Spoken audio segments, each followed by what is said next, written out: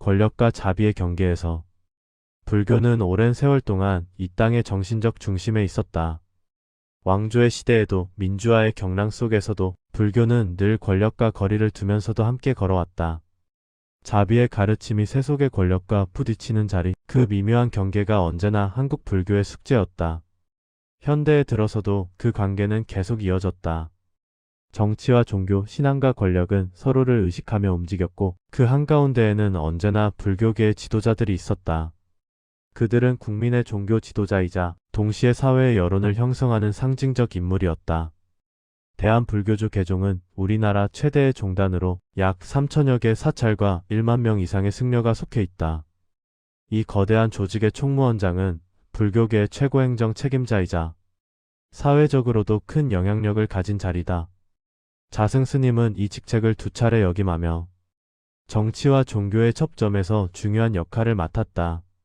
그는 재임 시절부터 정치는 불교를 이용해서는 안 되고 불교는 정치에 휘둘려서는 안 된다는 입장을 여러 차례 밝힌 바 있다. 그러나 역설적으로 그 말처럼 그의 행보는 정치권의 관심을 한몸에 받았다. 국가 주요 행사나 사회적 위기 상황에서 대통령과 정부 관계자, 국회의원들이 불교계 지도자와 만나며 불교계의 목소리를 듣는 일은 관례처럼 이어져 왔다. 이런 만남은 대부분 공식 일정이었다. 국가의 통합과 사회적 안정, 종교 간 화합을 위한 자리에서 조계종 총무원장은 정부와 정치권을 잇는 가교 역할을 해왔다. 자승 스님 또한 이러한 자리에 자주 모습을 드러냈다. 그는 특정 정당이나 인물과의 정치적 연대를 보이기보다는 종단의 중립적 입장을 유지하려 애썼다고 평가된다. 그의 임기 동안 조계종은 국가 주요 의례와 추모 행사, 재난 위로 행사 등 공적인 영역에서 중요한 종교적 역할을 맡았다. 국가 조창 기도회나 종교 지도자 간담회 자리에서도 불교계의 목소리를 대표해 발언했다. 그의 발언들은 대부분 갈등의 시대에 자비와 화합이 필요하다는 메시지를 담고 있었다. 다만 불교계가 사회적 영향력이 큰 만큼 정치권은 종종 종단, 지도자와의 관계를 통해 불교계 신도층과 지역사회의 지지를 얻으려 했다. 이는 단순히 특정 시대의 일이 아니라 오랜 시간 이어져 온 한국 종교계의 현실이었다. 불교 지도자들은 이 같은 정치적 접근에 어떤 거리를 둘 것인가를 늘 고민해왔다. 자승 스님은 그러한 상황 속에서도 정치적 입장은 각자의 몫이지만 불교는 중생 모두를 위한 길을 걷는다고 말했다. 그의 태도는 종단 내에서도 엇갈린 평가를 낳았다. 그만큼 현실과 이상, 권력과 수행 사이의 간극이 컸기 때문이다. 그가 총무원장으로 있던 시절 불교계는 여러 사회 현안에서 중재자 역할을 하기도 했다. 정치 갈등이 심화될 때면 종교 지도자들이 모여 국가의 화합을 위한 성명을 내거나 대화를 주선했다. 자승 스님은 그러한 연석회의의 중심에 서 있었다. 그는 불교는 어느 한쪽의 편에 서는 것이 아니라 모두의 고통을 덜어주는 종교여야 한다고 강조했다. 한편으로는 정치권 인사들이 사찰을 방문해 인사를 나누고 명절마다 불교계 지도자와 만나는 일도 찾았다. 이런 장면들은 언론에 보도되며 자연스럽게 주목받았다. 누구와 함께 있었는가, 무슨 이야기를 나누었는가 하는 세속적 관심은 그의 행보를 단순한 종교적 영역에서 벗어나게 만들었다. 하지만 그는 공식석상에서 정치가 종교를 이용하려 해서는 안 되며 불교 또한 정치적 이익에 휩쓸려선 안 된다고 반복해 말했다. 그 말은 종단 안팎에서 지도자로서의 절제와 수행자로서의 경계라는 두 가지 의미로 받아들여졌다. 불교계와 정치권의 관계는 언제나 긴장과 협력의 사이에 있었다. 정치가 혼란스러울수록 종교는 사회의 안정을 상징했고 종교가 분열될수록 정치 역시 혼탁해졌다. 이 미묘한 균형의 중심에 자승 스님은 오랜 시간 서 있었다. 그는 정치적 언어 대신 불교의 언어로 세상을 보았다. 그의 발언 속엔 늘 국가의 번영보다 마음의 평화가 먼저다라는 메시지가 있었다. 그렇기에 그의 존재는 정치적 논란을 넘어 한 시대의 정신적 조정자로 불리기도 했다. 결국 불교와 정치의 인연은 가까이 다가서면 위험하고 멀리 떨어지면 단절되는 양날의 검과 같았다. 자승 스님은 그 사이를 걷던 사람이다. 그는 권력의 중심에 서 있었지만 항상 수행자의 언어로 세상을 해석하려 했다. 그의 이런 위치는 찬사와 비판을 동시에 불러왔다. 누군가는 그를 현실을 아는 지도자라 했고 누군가는 새 속에 물든 수행자라 불렀다. 그러나 그 어느 쪽이든 그가 한국 불교의 정치적 현실 한가운데 있었던 것만은 사실이었다. 정치와 종교는 결국 사람의 문제다.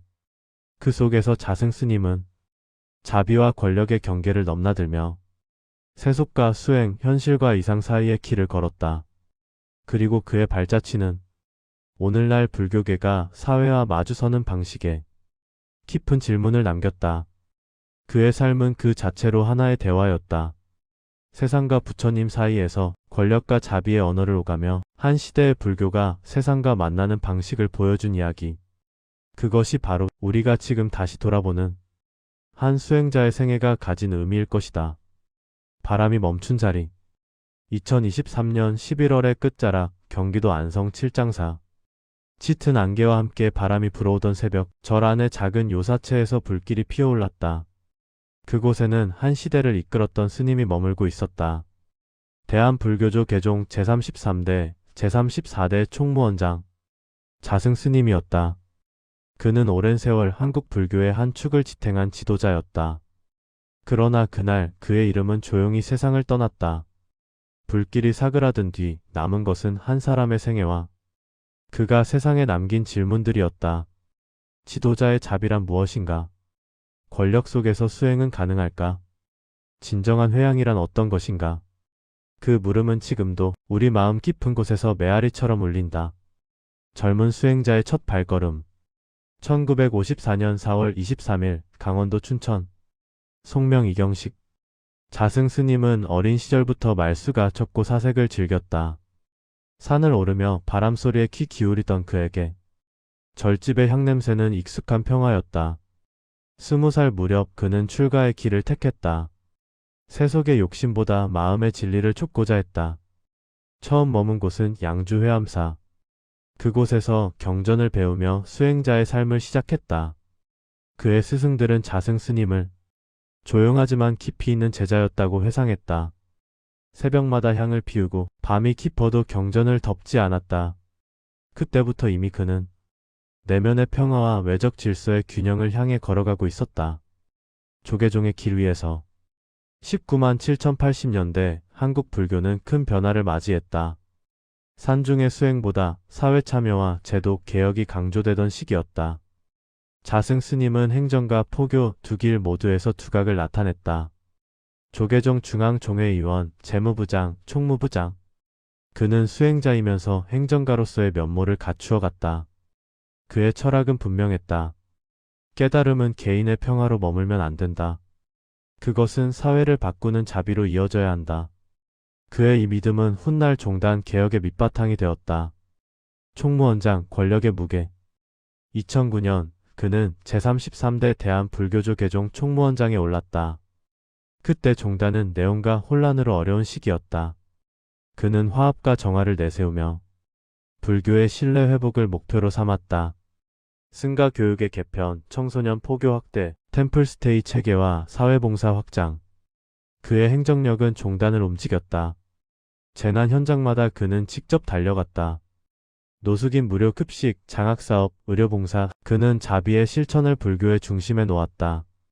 그러나 찬사만큼 비판도 있었다. 권력의 구조, 폐쇄적 행정, 종단 갈등. 그는 논란을 말없이 견뎠다. 그리고 늘 한마디로 답했다. 자비는 말이 아니라 행동이다. 다시 선 수행자. 2017년 두 번의 임기를 마친 뒤 그는 총무원장직을 내려놓았다. 하지만 수행자의 길에서는 물러서지 않았다. 서울 봉은사 회주로 돌아온 그는 수행과 포교 봉사를 이어갔다. 2019년 그는 상월결사를 일으켰다. 부처님처럼 걷고 부처님처럼 살자. 그는 직접 걷고 기도하며 제자들과 함께 다시 길 위에 섰다. 눈 덮인 겨울길 위에서. 그는 수행자들에게 이렇게 말했다. 부처님은 길 위에서 깨달으셨다. 우리도 길 위에서 다시 시작해야 한다. 그의 발걸음은 권력의 자리에서 수행의 자리로 향한 회항이었다. 불길 속의 마지막 순간. 2023년 11월 29일 새벽 경기도 안성 칠장사. 불이 났다. 그리고 그곳에서 자승 스님은 입적했다. 조계종은 공식 성명을 통해 이렇게 밝혔다. 평생을 불법 홍포와 승가와 합을 위해 헌신하신 자승 큰 스님께 깊은 예경을 올립니다. 그의 입적은 불교계에 큰 충격을 주었다. 그는 권력자이기 전에 수행자였고 지도자였으며 한 인간이었다. 그날 이후 칠장사에는 향이 꺼지지 않았다. 제자들은 울었고 바람은 조용히 절벽을 스쳤다. 그 불길은 끝이 아니라 회양의 불이었다. 남겨진 길. 자승 스님은 생전에 늘 말했다. 불법은 개인의 깨달음이 아니라 함께 가는 길에서 꽃핀다. 그의 행정력, 조직력, 그리고 신앙의 실천은 행동하는 불교의 상징이 되었다. 그가 세운 상월결사, 청년불교운동, 자비실천연합은 지금도 그 정신을 이어가고 있다. 누군가는 그를 권력의 스님이라 불렀고 누군가는 불교 개혁의 주춧돌이라 불렀다. 그러나 그 두 이름 사이에 흐르는 본질은 같았다. 그는 불교가 현실 속에서 살아 숨쉬기를 바랐다. 회양과 깨달음. 자승 스님이 자주 읊던 말씀이 있다.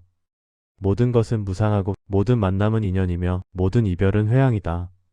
그는 늘 자신을 부족한 수행자라 했다. 그 말은 겸손이 아니라 진심이었다. 그의 삶은 완벽하지 않았지만 그의 끝은 참으로 수행자다운 마무리였다. 그의 회양은 권력의 퇴장이 아니라 진리로의 귀환이었다. 불교가 그에게서 배운 것. 그의 입적 이후 불교계는 그가 남긴 물음을 다시 품었다. 한 제자는 이렇게 말했다. 스님은 늘 우리에게 물으셨습니다.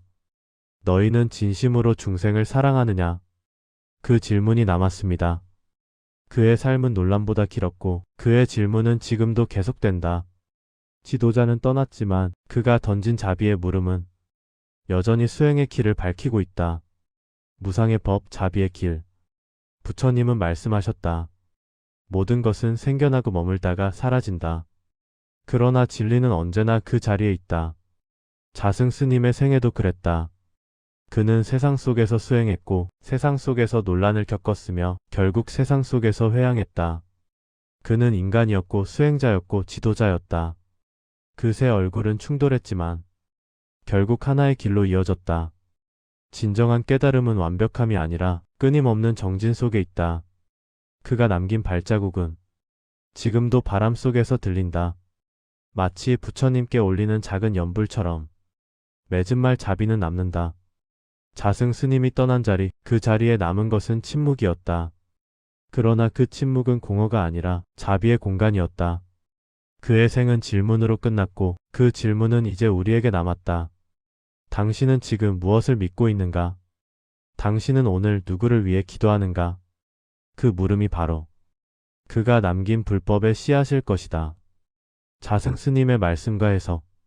자승 스님은 평생 수행은 머리로 하는 것이 아니라 한 걸음의 행동으로 드러나는 것이라 말했다. 그의 법문은 언제나 길지 않았지만 한 문장 한 문장마다 깊은 울림이 있었다. 깨달음은 특별한 일이 아니다. 마음을 돌이켜보면 거기 늘 있었다. 그는 깨달음을 멀리 있는 신비한 세계가 아니라 지금 이 자리의 마음에서 찾으려 했다. 욕심과 분노, 비교 속에 흔들리는 마음을 멈추고 그 안에서 본래의 나를 보는 것, 그것이 수행의 출발이라 했다. 세상을 바꾸려면 먼저 내 마음의 파도를 멈춰야 한다. 그의 법문에는 언제나 세속과 수행의 조화가 있었다. 세상과 단절하는 수행이 아니라 세상 속에서 고통을 껴안는 수행. 그는 중생의 소리를 듣는 자비를 강조했다. 그래서 상월결사의 길 위에서도 그는 바람에 흔들리는 나뭇잎을 보며 이렇게 말했다. 저 나뭇잎도 우리 마음도 바람이 지나가면 고요해진다. 기도는 하늘을 움직이는 것이 아니라 내 마음을 밝히는 일이다. 그는 부처님께 빌기보다 자신의 마음을 들여다보라고 했다. 기도는 바람처럼 흘러가지만 그 기도 속에서 자기 마음의 거울을 보는 것이 진짜 수행의 길이라는 가르침이었다. 부처님은 늘 우리 안에 계신다. 그분이 멀리 있는 것이 아니라 내가 멀리 가 있을 뿐이다. 이 말은 그의 삶 전체를 대변한다. 권력의 중심에서도 수행의 길에서도 그는 부처님을 밖에서 찾지 않았다. 삶의 혼란 속에서도 늘 마음의 자비를 향해 나아갔다. 사람은 누구나 실수한다. 그러나 실수를 부처님께 맡기면 그것도 수행이 된다. 그는 완벽한 삶보다 회양하는 삶을 이야기했다. 자신의 부족함을 인정하고 그 안에서 다시 수행으로 돌아가는 것, 그것이 진정한 불자의 길이라 했다. 모든 이별은 끝이 아니라 다음 인연의 시작이다. 이 말은 그의 입적 이후 수많은 신도들이 눈물 속에서 떠올린 구절이었다. 그에게 죽음은 소멸이 아니라 회양이었다. 세상에 남긴 발자취가 끝이 아니라 새로운 인연으로 이어지는 시작이었다. 자비란 남을 위해 주는 것이 아니라 내가 다시 사람답게 살아가는 힘이다. 그의 자비는 동정이나 감정이 아니라 삶을 붙잡는 근원적인 힘이었다. 그는 자비를 수행의 완성이자 세상을 향한 인간의 존엄으로 보았다. 그의 법문은 늘 짧았다. 하지만 그 짧은 말들이 수많은 이들의 마음을 멈추게 했다. 그는 한 번도 자신을 스승이라 하지 않았다. 늘 나도 배우는 중이라 말하곤 했다. 그에게 수행은 완성이 아니라 과정이었다. 그리고 그 과정 속에서 누군가의 삶이 조금 더 따뜻해진다면 그것이 곧 깨달음이라 믿었다. 마지막으로 그가 남긴 한 문장이 있다. 불빛은 꺼져도 향은 남는다. 수행은 사라져도 마음의 자비는 남는다. 그 말처럼 그의 생은 이제 자취를 감췄지만 그 향은 아직 바람 속에 머문다. 그 향기처럼 오늘도 누군가의 기도 속에 그의 가르침이 조용히 피어난다. 부처님은 멀리 있지 않다. 그대의 고요 속에 이미 그분이 있다.